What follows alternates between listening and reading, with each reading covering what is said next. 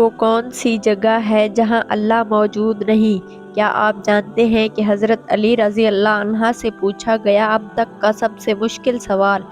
یہودیوں نے حضرت علی رضی اللہ عنہ سے پوچھا کہ بتائیں جہاں خدا نہیں ہے۔ اللہ تعالیٰ نے حضرت علی رضی اللہ عنہ کو عقل کی اس قدر عرفہ اعلیٰ صلاحیتوں سے نوازا تھا جو مسائل دوسرے حضرات کے نزدیک پیچیدہ اور غیر حل شدہ سمجھے جاتے تھے، انہی مسائل کو وہ آسانی سے حل کر دیتے تھے۔ اکابر صحابہ کرام رضوان اللہ علیہم اجمعین ایسے اوقات سے پناہ مانگتے تھے کہ جب کوئی مشکل مسئلہ پیش آ جائے اور اس کے حل کے لیے حضرت علی رضی اللہ عنہ موجود نہ ہوں۔ ایک دفعہ یہودیوں کی ایک جماعت حضرت علی رضی اللہ عنہ کے پاس آئی اور وہ حضرت علی رضی اللہ عنہ کے علم اور دانائی کے مقام سے واقف تھے۔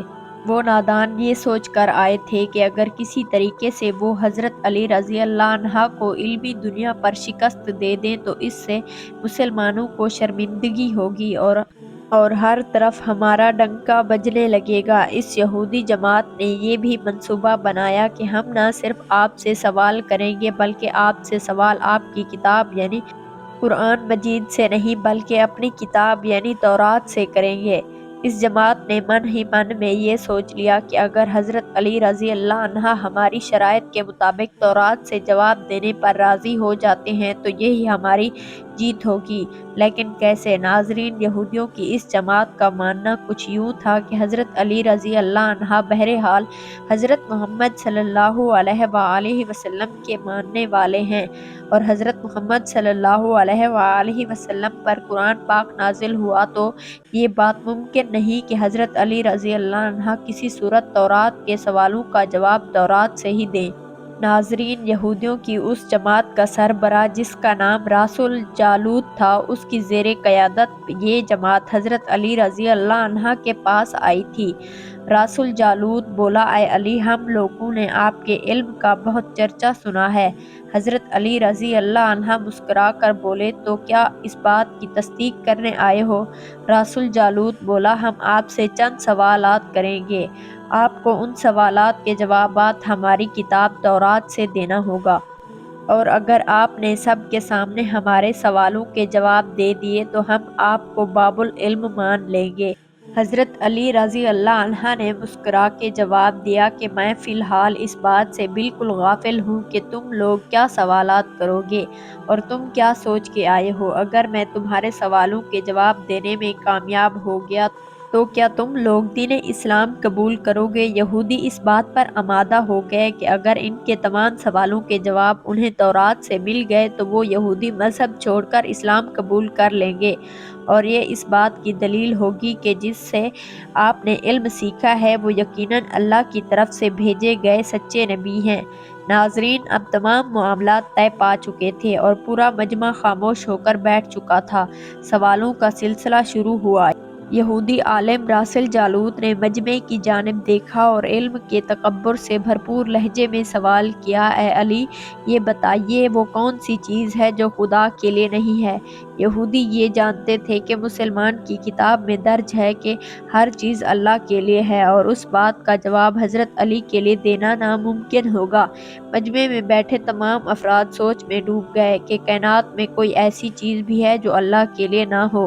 تب حضرت علی رضی اللہ عنہ نے بغیر کسی توقف کے جواب دیا کہ تم جاننا چاہتے ہو کہ وہ کون سی چیز ہے جو اللہ کے لیے نہیں ہے تو اس کا جواب شرک ہے۔ اللہ ہر قسم کے شرک سے پاک ہے۔ تمام مجمع جو بیٹھا سن رہا تھا بے ساختہ واہ واہ کہہ اٹھا۔ ناظرین، اب راس الجالوت نے دوسرا سوال کیا کہ اے علی، یہ بتائیں کہ وہ کون سی جگہ ہے جہاں اللہ موجود نہیں ہے؟ حضرت علی نے اس کو فوراً جواب دیا کہ اللہ تعالیٰ ہر جگہ موجود ہے۔ اس پر راس الجالوت بولا کہ اس سوال کا جواب آپ ہمیں ہماری کتاب سے دیں۔ حضرت علی رضی اللہ عنہ نے فرمایا، کیا تمہاری کتاب میں یہ نہیں لکھا ہے کہ حضرت موسیٰ علیہ السلام کے پاس ایک فرشتہ آیا اور حضرت موسیٰ علیہ السلام نے اس سے پوچھا کہ تم کہاں سے آئے ہو؟ تو اس نے جواب دیا کہ میں 7ویں آسمان سے آپ کے پاس حاضر ہوا ہوں۔ اتنے میں حضرت موسیٰ علیہ السلام کے پاس دوسرا فرشتہ آیا اور حضرت موسیٰ علیہ السلام نے اس سے پوچھا کہ تم کہاں سے آئے ہو؟ اس نے جواب دیا کہ میں زمین کے 7ویں طبق سے آپ کے پاس حاضر ہوا ہوں۔ حضرت موسیٰ علیہ السلام نے پہلے فرشتے سے پوچھا، ساتویں آسمان میں تمہارے قریب کون تھا؟ فرشتے نے جواب دیا، میرے قریب میرا رب تھا۔ حضرت موسیٰ علیہ السلام نے زمین سے آنے والے دوسرے فرشتے سے پوچھا، تمہارے قریب کون تھا؟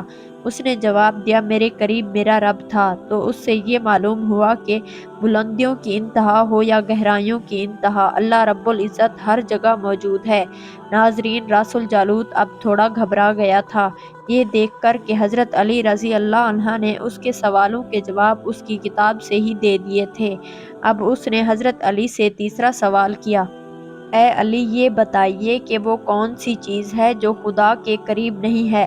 حضرت علی رضی اللہ عنہ نے فرمایا کہ ظلم ایک ایسی چیز ہے جو میرے رب کے قریب نہیں ہے۔ ناظرین، اب راس الجالوت نے پے در پے شکست کھانے کے بعد اپنے سوالوں کا زاویہ بدل لیا۔ اب اس نے علمی سوالوں کے بجائے تاریخی اور سائنسی سوالوں کی طرف اپنا رخ موڑ لیا، اور بہت سے تکبر بھرے انداز میں اس نے پوچھا کہ اے علی، اس چشمے کا نام بتائیں جو زمین پر پہلی مرتبہ جاری ہوا۔ حضرت علی رضی اللہ عنہ بولے کہ اس چشمے کو چھوڑو، پہلے یہ بتاؤ کہ تمہارے دل میں کیا ہے؟ اور تمہارے دل میں یہ ہے کہ وہ چشمہ بیت المقدس کی ایک چٹان کے نیچے ہے۔ راس الجالوت کے منہ سے بے ساختہ ہاں نکلا تو حضرت علی بولے کہ آج اپنی اصلاح کر لو، کیونکہ زمین پر بہنے والا پہلا چشمہ وہ نہیں جسے تم لوگ سمجھتے ہو، بلکہ زمین پر بہنے والا چشمہ وہ ہے جس سے حضرت خضر علیہ السلام نے پانی پیا، اور یہی وہ چشمہ ہے جس سے آب حیات جاری ہوا۔ ناظرین، راس الجالوت اب مزید گھبرا گیا تھا۔ اس نے اس گھبراہٹ میں حضرت علی رضی اللہ عنہ سے ایک اور تاریخی سوال کیا، اے علی، یہ بتائیے کہ وہ کون سا پتھر ہے جو آسمان سے پہلے اتارا گیا؟ حضرت علی رضی اللہ عنہ نے جواب دینے سے پہلے ایک جملہ کہا، یقیناً تم لوگوں کے ذہن میں پہلا پتھر وہ ہے جو بیت المقدس میں نصب ہے، لیکن تم اس بات کو کیوں بھول جاتے ہو کہ خانہ کعبہ بیت المقدس سے کہیں پرانا ہے، اور حجرہ اسود اسی وقت نصب کیا گیا جب خانہ کعبہ پہلی دفعہ تعمیر ہوا تھا، اور وہی پہلا پتھر ہے۔ یہودی آپ کے جوابات سن کر ہمت نہ کر سکے کہ انہیں غلط قرار دیں، کیونکہ آپ ان کے جوابات انتہائی دلائل کے ساتھ دے رہے تھے اور ان کی اصلاح بھی کرتے جا رہے تھے۔ اب کی بار راس الجالوت نے ایک سائنسی سوال پوچھا۔ اس نے پوچھا کہ یہ بتائیں کہ وہ کون سی چیز ہے جو مسلسل کم اور زیادہ ہوتی رہتی ہے؟ حضرت علی رضی اللہ عنہ بغیر کسی توقف کے بولے کہ تم اپنے ماہ و سال پر غور کرو تو تمہیں خود ہی اس سوال کا جواب مل جائے گا۔ راس الجالوت نے پوچھا، وہ کیسے؟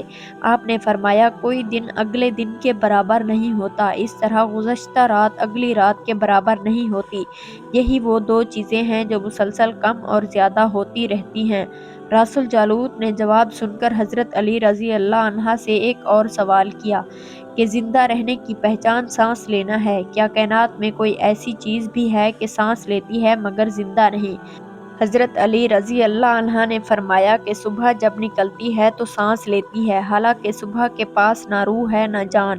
یہ سن کر وہ جلدی جلدی بولا، اچھا یہ بتائیے کہ دنیا میں وہ کون سی جگہ ہے جہاں سورج کی کرنیں ایک دفعہ تو پڑیں لیکن دوبارہ اس جگہ کبھی سورج کی کرن نہیں پہنچ سکی؟ حضرت علی رضی اللہ عنہ نے فرمایا، ہاں، یہ سمندر کی وہ جگہ ہے جہاں سے حضرت موسیٰ علیہ السلام اور ان کی قوم گزری تھی، اور سمندر اللہ تعالیٰ کے حکم سے دو حصوں میں تقسیم ہو گیا تھا، بس اس قافلے کے گزرتے ہوئے سورج کی کرنیں اس جگہ پر ضرور پڑی تھی، لیکن اس کے بعد سورج کی کرنیں کبھی بھی وہاں نہیں پہنچ سکیں۔ تمام جوابات پاتے ہی اس نے حضرت علی رضی اللہ عنہ سے پھر سوال کیا کہ یہ بتائیں کہ وہ کون سی دو چیزیں ہیں جو ہمیشہ غائب رہتی ہیں، اور وہ کون سی دو چیزیں ہیں جو ہمیشہ ظاہر رہتی ہیں؟ حضرت علی رضی اللہ عنہ نے فرمایا کہ آسمان اور زمین کی طرف دیکھو، یہ دونوں تمہیں کبھی غائب نظر نہیں آئیں گی، یہ دونوں ہمیشہ حاضر رہتے ہیں، اور موت اور زندگی کو ڈھونڈو تو تمہیں ان کے بارے میں کبھی پتہ نہیں چلے گا کہ وہ کہاں ہیں اور کب آ جاتی ہیں۔ اگلا سوال راس الجالوت نے یہ کیا کہ اے علی، یہ بتائیں کہ وہ کون سی چیز ہے جس کا خالق خود اللہ ہے، مگر اس کے بارے میں خود سوال بھی کرتا ہے؟ حضرت علی رضی اللہ عنہ بولے کہ حضرت موسیٰ علیہ السلام کے عصا کا خالق خود اللہ ہے، اور اس کے عصا کے بارے میں اس نے خود حضرت موسیٰ علیہ السلام سے سوال بھی کیا اور پوچھا کہ موسیٰ یہ آپ کے ہاتھ میں کیا ہے؟ پھر اس نے اگلا سوال کیا کہ بیت اللہ کا طواف تو ذی حیات کرتے ہیں، لیکن اس بے جان چیز کے بارے میں بتائیں جس نے بیت اللہ کا طواف کیا۔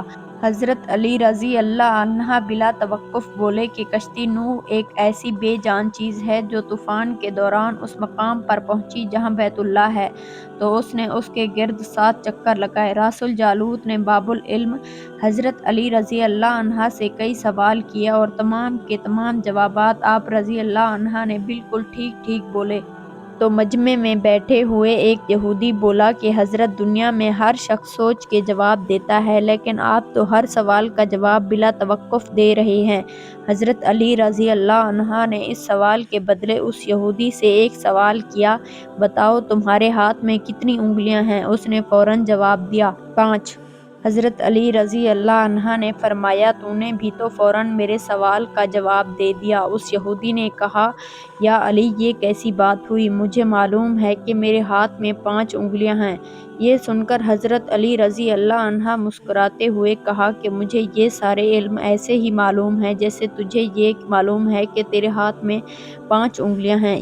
یہودی نادان نہیں جانتے تھے کہ باب العلم کے پاس کائنات کے رازواں کا علم ہے، لیکن جب انہیں تمام سوالات کے جوابات ٹھیک ٹھیک مل گئے تو راس الجالوت سمیت تمام گروہ نے کلمہ پڑھا اور سب کے سب دائرہ اسلام میں داخل ہو گئے۔ ایک دفعہ ایک شخص نے وصیت کی کہ اس کے 17 اونٹ اس کے 3 بیٹوں میں اس طرح تقسیم کیے جائیں کہ میرے بڑے بیٹے کو کل تعداد سے آدھے اونٹ ملیں، منجھلے کو کل اونٹوں کا تیسرا حصہ، جبکہ سب سے چھوٹے بیٹے کو کل تعداد کا 9واں حصہ ملے۔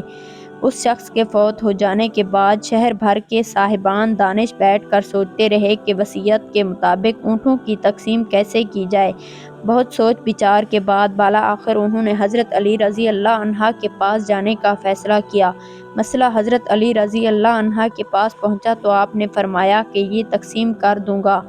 آپ رضی اللہ عنہ نے ایک اونٹ اپنی طرف سے کل تعداد میں مستعارن ملایا، اب کل اونٹ 18 ہو گئے۔ پھر آپ رضی اللہ عنہ نے یوں تقسیم فرمائی جیسے کل اونٹ 18 ہوئے، تو پہلے بیٹے کو کل اونٹوں کا آدھا حصہ 9 اونٹ دیے، اور درمیانے بیٹے کو 1/3 6 اونٹ دیے، اور تیسرے کو 9واں حصہ یعنی 2 اونٹ دیے۔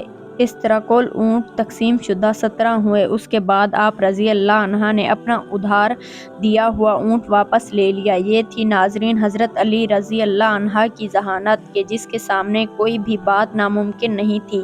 اللہ پاک ہمیں بہتر عمل کرنے کی توفیق عطا فرمائے اور ہمیں نیکوکاروں میں شامل کرے، آمین۔